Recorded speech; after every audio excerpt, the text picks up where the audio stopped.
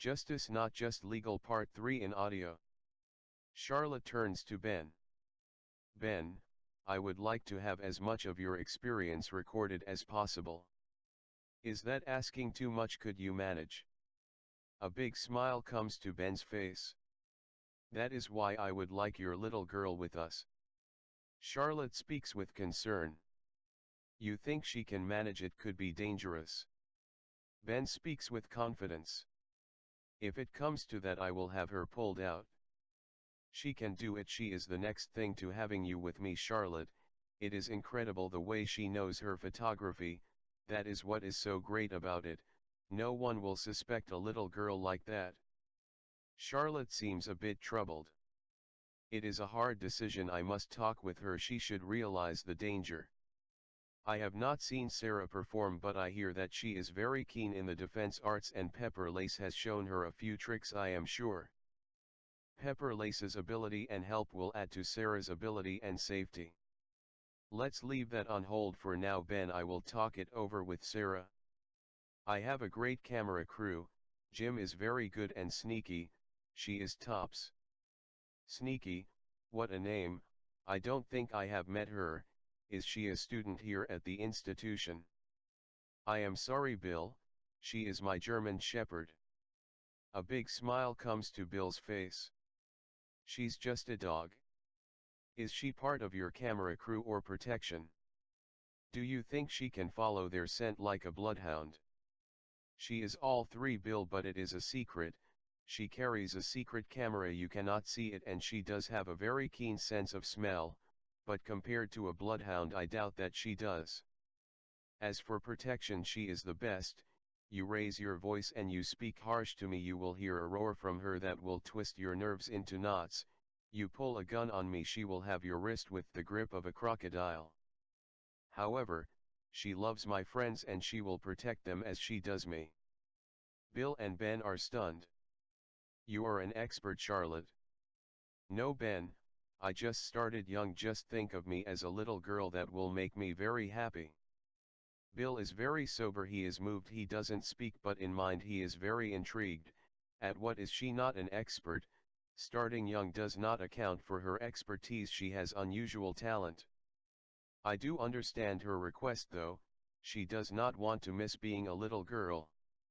She does seem like my little sister, then other times she is like my older sister. It's a mystery. At times she is even like a mother. Someday I hope to understand Charlotte. As the boys prepare to leave, Charlotte speaks with a sincere tone in her voice. Ben, would you mind? I would like to give you a hug. Anytime, Charlotte, you are a light in my life. Your spirit engulfs me with pure comfort. Charlotte gives Ben a hug. I am truly grateful for this, Ben. I am very pleased with you taking charge. She then turns and hugs Bill. I am very happy for you. You are a great strength to this institute and a great comfort to me. I can count on you. Your love and loyalty is with great care and determination. Both boys have blurred vision, but they leave the room in high spirit and they have a feeling of great peace. It is not long before Sarah comes in. Mother, are you packed, ready to go? I think so. I hope I am not forgetting anything. Sarah, Ben would like you and Pepper Lace to go with him and Swan. They will be going to the southern part of California. It could be risky. We are dealing with some bad people. If Ben thinks it is too risky, he will have you pulled out. You need to be aware of the danger. There is only possible danger. We do not know for sure. Mother, don't worry, I will be very careful, and Ching taught me how to get away from bad people. I will not try to be a hero, but if I die for truth and justice, I will be as my parents. They were very brave. Anyway, we are spirits. No one can kill spirits. We will come back to haunt them, won't we, Mother? Charlotte smiled at her little girl. She is shocked, but she is pleased with her little girl's integrity and grit. Yes, we will, Sarah. You make me very happy. I know you understand, and I am sure that you will be very careful. It's the day before the mission starts. It is Charlotte's and her great-grandfather's birthday. Charlotte is very surprised. There is a banquet in the great hall. Her great-grandfather is present. Charlotte's mother meets her grandfather for the first time, that is, her knowing that he is her grandfather. She had spent time with him when she was a teenager. At that time she was unaware of who he was. The plan for the banquet was kept from Charlotte and her mother. It is truly a shock, as Charlotte had forgotten all about her becoming a teenager. The rescue mission has had her mind so occupied. TJ enters the great hall with Charlotte on one side of him and her mother is on the other side. It is a great banquet and there is no show of the birthdays. This makes Charlotte very happy. It is more of a send-off for Charlotte's rescue gang. Those at the banquet had been chosen by Mello. It included all of the first council. Many hours are spent with Grandpa. The rescue team gets a nice surprise. It is later that evening. Mello acquires a four-wheel drive vehicle for each team. They are motorhomes, but they are a bit special. They are equipped with two computers. Their contact is by satellite. It has a high-tech GPS system. They came with secret chauffeurs and the driver's area is sealed off with special glass. It allows the driver to see out but you cannot see in. They will be traveling day and night. Each team loads its gear in the vehicle that evening. Both teams make their exit in secret. It is in the wee hours of the morning. It is long before sunrise. It is 2 a.m. when they pull through the guard station. Sneaky is lying on the floor in front of Charlotte and Bill. Sneaky and Bill have a special bond between them. It was from their first meeting. Bill has a special love for dogs. It is clear to see that Bill has a special love for Charlotte and perhaps Sneaky is aware of that also. Misty Dawn early would not consider Mello's point of view. She was not about to stay home. She said she would be needed in some way. She would not hinder him from doing his best. Declares she would only be support or backup. She would comfort him when he hit his lows, that is, if he had any lows, and she doubted he would have. Mello and Misty are in a twin seat. They will end their night with the comfort of each other. Bill sits with Charlotte in a twin seat. Nikki and Jim are in a twin seat behind them. Prepare yourself, Bill, I am tipping us back. Charlotte pulls the lever and the seat tips back and she speaks with a loving tone. Sweet dreams, Bill. She needs her rest. She will be alert and ready to go. She does not concern herself with their destination. Bill turns and he looks at Charlotte and whispers good night, but she is asleep or she has passed out. Bill studies Charlotte for a bit. He is worried and he looks back and whispers to Nikki, Charlotte must be sick, she passed out. No, Bill, she is into that meditation thing of hers. It is mind over matter. She calls it spirit control. She is very disciplined. It is just like turning off the switch for her. She has taught me some.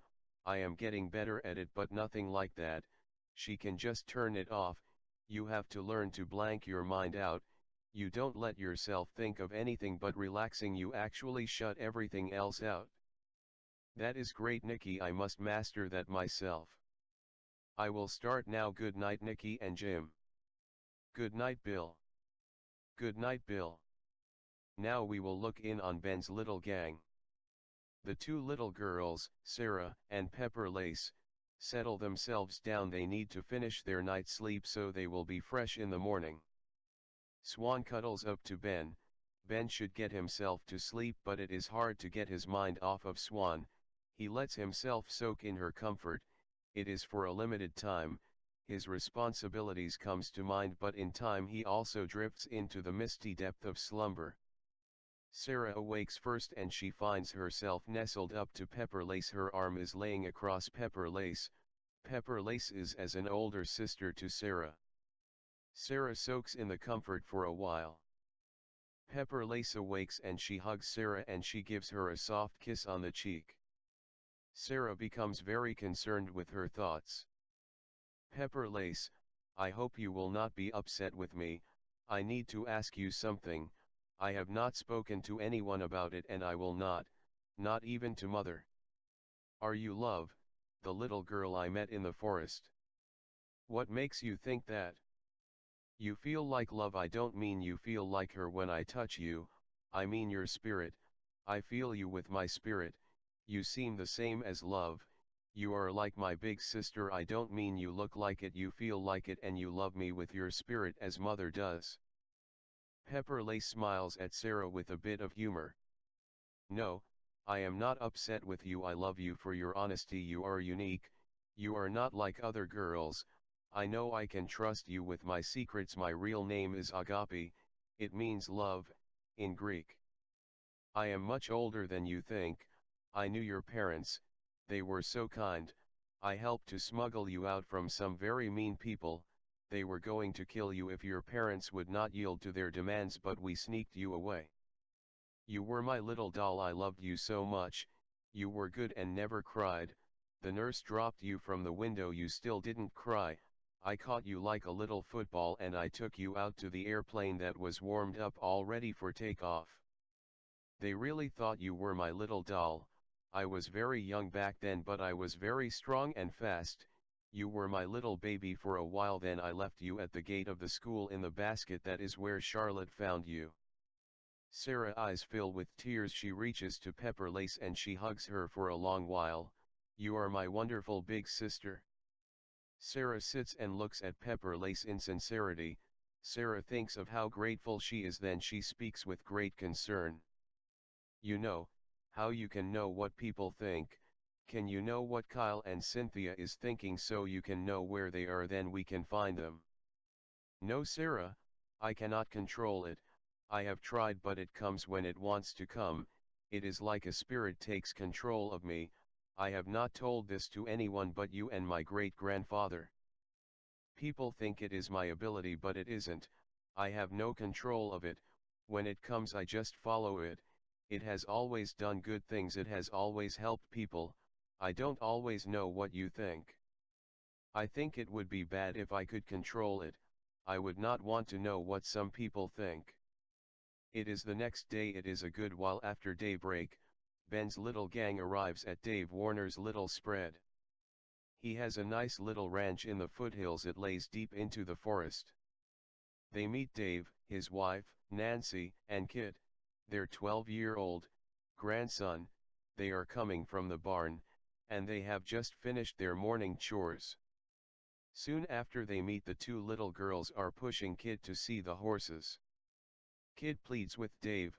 Kit wants to show the girls all of the animals. Dave gives in with a big smile. Nancy has lured Swan away into her little world. Dave and Ben settle themselves down on the veranda. They sit at ease and Ben must get along with the things for which he came. You have a great spread, Dave. It is a paradise in any honest view. It is that, Ben, and I am very grateful. Dave, I have heard that you lost your job over Kyle Kip Kingsley's escape. That was not true. It was a save face. They asked me to make a public statement and they wanted me to speak of how I consider Keel was a dangerous criminal. My good sense would not let me do that. I needed a good excuse to retire anyway, and I had seen more fraud than I wanted to in my time with the department. That kid never had a mean thought in his entire life. He would not have killed in self-defense. He was one sharp kid, though I was not sorry he escaped. I could have handcuffed him, and he really hated to do what he had to do to me. He knew I might receive some cruel criticism over it. He asks me to stop to let him pee. He opened his door, then he turns back to me. He points across to my side of the road. He said, "What is that thing, Dave?" As he was showing me the wolf coyote, or it may have been a dog, he had lifted my gun without me knowing it. I didn't realize what he had done until I saw him remove the shells, and he throws my gun and shell in the opposite direction into the forest. He stood for a few seconds telling me how sorry he was to do it to me and he hoped I would not get in trouble over it.